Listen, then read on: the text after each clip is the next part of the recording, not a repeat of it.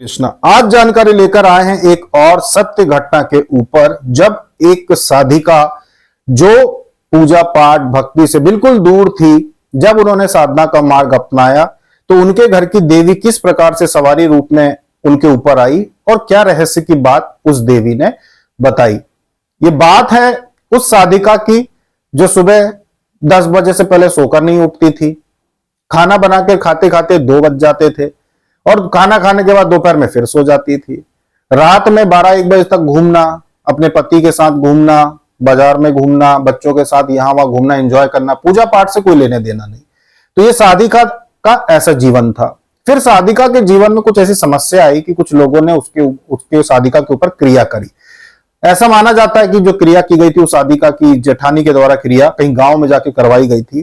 तो साधिका को ऐसे स्वप्न आना शुरू हो गया, बहुत खतरनाक स्वप्न आना शुरू हो गए। एक आदमी सफेद कपड़े में उनको दिखाई देने लगा। वो जब अपने घर आती थी तो उनको लगता था कि पीछे पीछे आदमी मेरा चल के आ रहा है।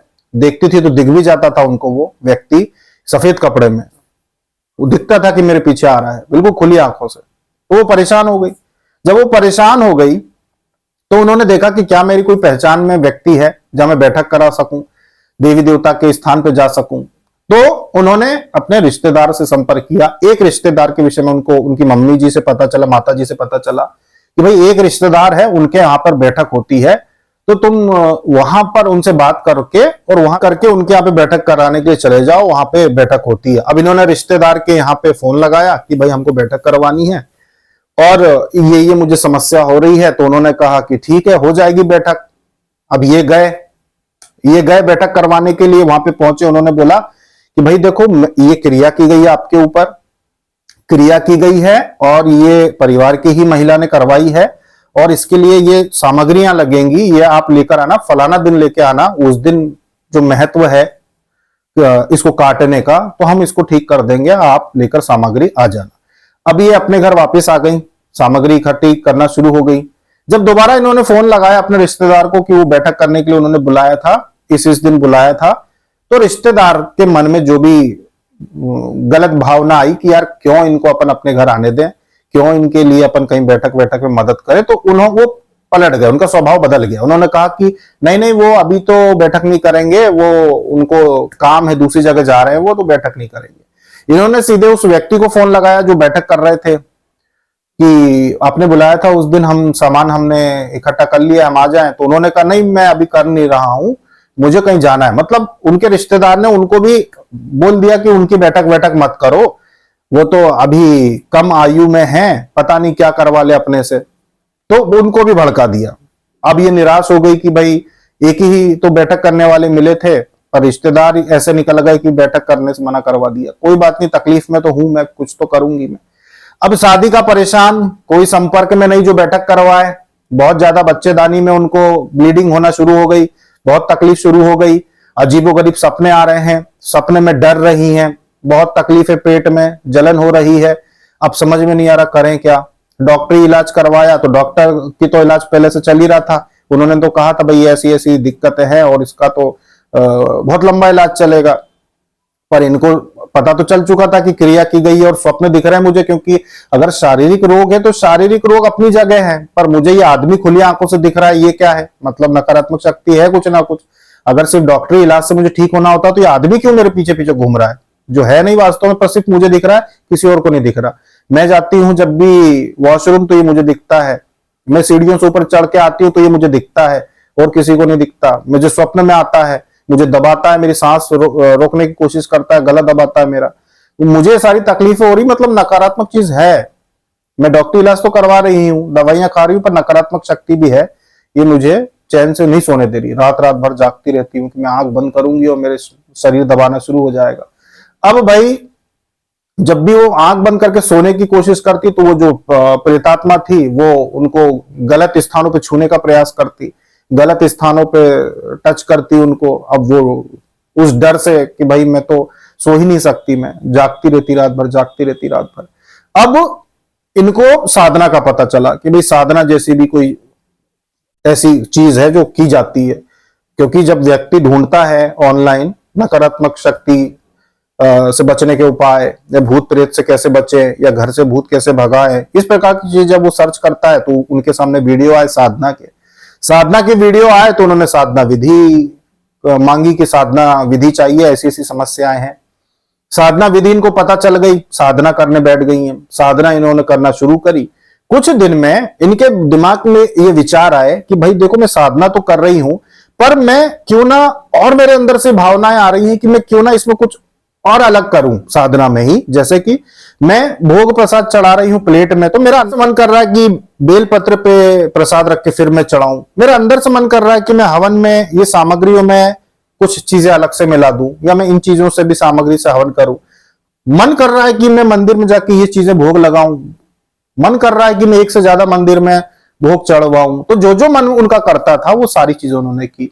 बच्चे को भेजती प्रसाद बना के, हलवा बना के, कि 4 मंदिर हैं अपने चारों तरफ भैरव जी के, चारों मंदिर में भोग लगा किया, जहां जहां भी अपने आसपास में मंदिर है। अब पति के साथ रात में जाती, पता है कि यहाँ की आरती लेट होती है, रात में देरी से होती है, पति के साथ वहां जाती, आरती में जाके खड़ी होती। फिर इनके साथ ये हुआ कि साधना के दौरान इनकी माला घूमना शुरू हो गई। मतलब माला जैसे अपन पकड़ते हैं, फिर जाप करते हैं, अपने को ताकत लगानी पड़ती है, इनकी माला अपने आप घूमना शुरू हो गई।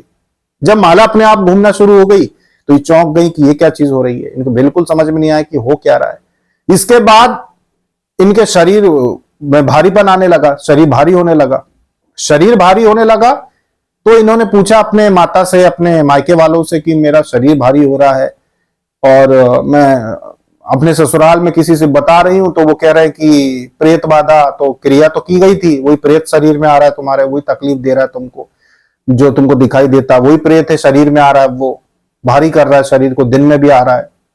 अब मैं क्या करूं? मायके वालों ने बोला कि देखो, अपने घर में देवी देवता तो आए हैं पहले, जो लोग जिंदा थे अब मर चुके, उनको सवारी आती थी, वो बैठक करते थे, पर ये भूत प्रेत तो शरीर में कभी ऐसे आए नहीं, शरीर तो भारी हुआ नहीं। तो अगर तुझे आ रहा है कुछ साधना के दिनों में शरीर भारी हो रहा है, मतलब कोई देवी देवता ही आ रहा है, जिसको गलत शक्ति मत समझ, कोई देवी देवता ही आ रहा है। तू प्रार्थना कर कि जो भी देवी देवता है, अगर वो आ रहे हैं तो तू उनको मानेगी, पूछेगी, सब करेगी, लेकिन ये जो प्रेत बाधा परेशान कर रही है तुझे, इससे बचा ले, तुझे इस चीज से पीछा छुड़ा ले, ये बोल तू जो भी शरीर में आ रहा है। इन्होंने बोला ठीक है। मायके वालों ने उत्साह बढ़ाया कि भाई गंदी शक्ति नहीं है, अच्छी शक्ति है, तू ये प्रार्थना कर कि नकारात्मक चीज को भस्म करे। तो इन्होंने वो प्रार्थना करी कि मैं माता जी या देवता जो भी है, मैं मानूंगी, पूजूंगी, सब करूंगी, पर ये तकलीफ मेरी दूर कर दो जो मुझे हो रही है। इतना उन्होंने कहा। एक समय ऐसा आया घर में, पूजा का एक ऐसा दिन आया जब मायके वाले लोग भी आए हुए थे और ये भी थी। इनके घर में पूजा पाठ थी, साधिका के, साधना तो पूरी हो चुकी थी वो। अब इनके घर में कोई पूजा का ऐसा विशेष दिन आया जब मायके वाले लोग भी आए थे। तो आरती के दौरान इनके शरीर में शक्ति आई तो पूछा कि भाई आप कौन हो, कौन हो इनके शरीर में जो आए हो, कौन हो? तब उन्होंने, शक्ति ने शरीर में आके बोला कि अरे मैं घर की तो देवी हूं, मैं घर की ही देवी हूं, जो पहले भी आती थी, पुजाती थी। मैं इतने समय से इसको तकलीफ में देख रही हूं, इसको इतनी तकलीफ है, पर मुझे याद किसी ने नहीं किया, मुझे भुला दिया। अगर मुझे याद कर लेते पहले तो मैं इसके ऊपर तकलीफ आने ही नहीं देती, पर मुझे भुला दिया, मुझे पूजा ही नहीं दी, कोई ने याद नहीं किया, वरना मैं सुरक्षा करती, मैं बचा लेती, मैं सुरक्षा करती। ये जो चीजें इसको परेशान कर रही है, रात भर जागती है, रात रात भर, मुझे बहुत दुख होता है। ये रोती है तो मैं भी रोती हूँ, मुझे बहुत बुरा लगता है, पर मुझे याद ही नहीं किया किसी ने, मैं घर की ही देवी हूं। उन्होंने ये बोला। तब फिर घर के लोगों ने बोला कि हम मानेंगे, पूजेंगे, सब करेंगे, पर इसका कष्ट दूर कर दो, इसकी जो तकलीफ है वो दूर कर दो। देवी ने कहा कि मैं तो पूरा भस्म कर दूंगी जो भी गलत चीज इनके शरीर में। देवी ने जो चीजें मांगी फिर उनको वो दी गई। उन्होंने वहीं पर उसी समय उतारा किया उसका कि भाई ये चीज इसके ऊपर से घुमाओ, ऐसा करके घुमाया गया और उनके शरीर से जो नकारात्मक शक्ति थी उसको पूरी तरीके से अलग कर दिया। बाद में साधिका जो थी, साधिका को जो विधि विधान के अनुसार सवारी की जो पूजन होता है, वचन होते हैं, सारी चीजें होती हैं, वो चीजें करवा दी गई थी। लेकिन बाद में ये चीजें हुई कि फिर नकारात्मक चीज पूरी तरह से खत्म हो गई। साधिका जो थी, दिव्य दृष्टि भी प्राप्त हुई, आगे चल के सवारी भी आने लगी, बैठक भी होने लगी उनके पास। ये लोगों के लिए नहीं, पर घर के परिवार के रिश्तेदारों के लिए बैठक भी होने लगी। तो ये इतनी शक्ति उनको प्राप्त हो गई। तो ये सारी चीजें क्या बताती हैं कि घर में आपके अगर कोई देवी देवता पहले किसी को आते थे ना, वो आपके इंतजार में बैठे रहते हैं कि आप उनको याद करें।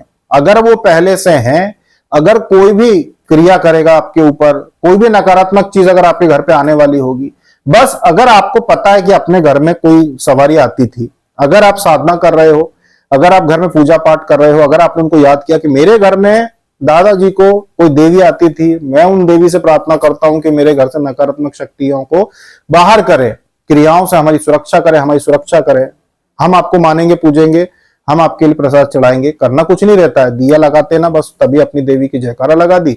और साल में 2-3 बार जब भी अच्छा दिन हो तब नारियल फोड़ दो। जैसे अष्टमी की पूजा होती है तब नारियल फोड़ दिया अपने घर की देवी के लिए, दशहरे पे नारियल फोड़ दिया, या मास पूर्णम के दिन कभी नारियल फोड़ दिया, बस इतना ही। कुछ ऐसा नहीं है कि आपको कुछ बहुत बड़ा भारी काम करना है।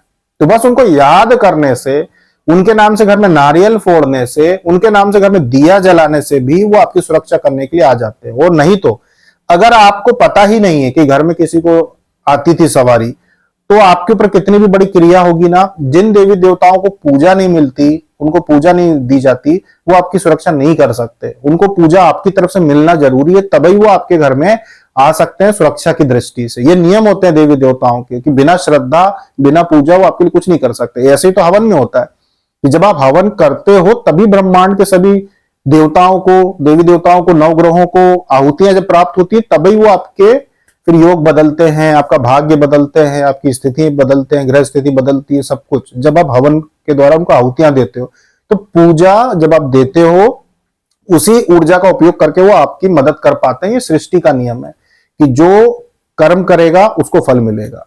ऐसे निठल्ले जैसा नहीं कि अरे देवी देवता बदले में मदद करेंगे क्या, ऐसी को नहीं, कर्म का फल मिलता है। आप आहुतियां दोगे तो वो वापस आपको रिटर्न देंगे। अगर आप कुछ नहीं मांगते हो, मुझे कुछ नहीं चाहिए, तो अगर मान लो आपका दोबारा मनुष्य जीवन मिला, आपको जन्म मिला, तो अथाह संपत्ति वाले परिवार में जन्म होगा। क्योंकि जो आपने आहुतियां दी देवताओं को, वो अपने पास रखते नहीं है, वो वापस करेंगे जरूर, अभी नहीं तो अगले जन्म में।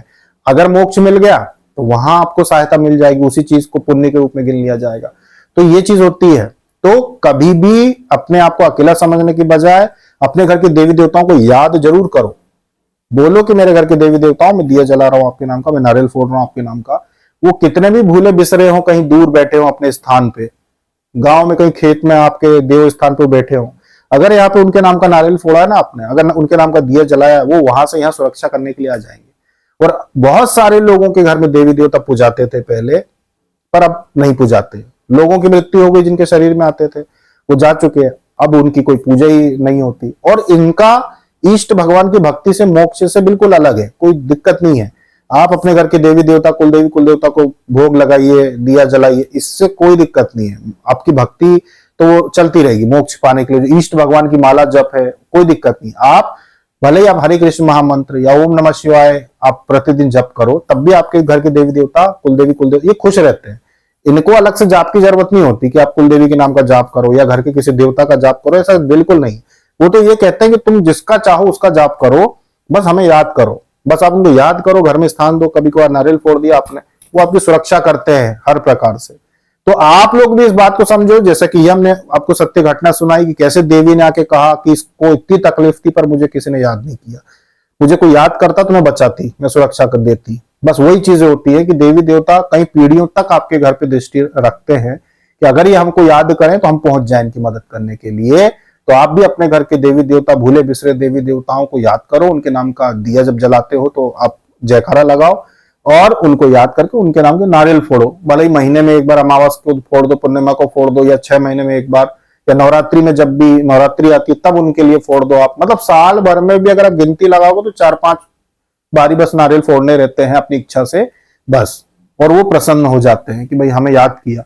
इतनी सी बात है कि याद करो तो वो आ जाते हैं। तो ये थी जानकारी सत्य घटना की। देवी देवताओं को सिर्फ याद करना, सिर्फ श्रद्धा रखने से भी उनकी सिद्धि आपके घर में आ जाती है। जो बाप दादाओं की सिद्धि वो आपके घर में आ जाती है और आपकी सहायता करती है।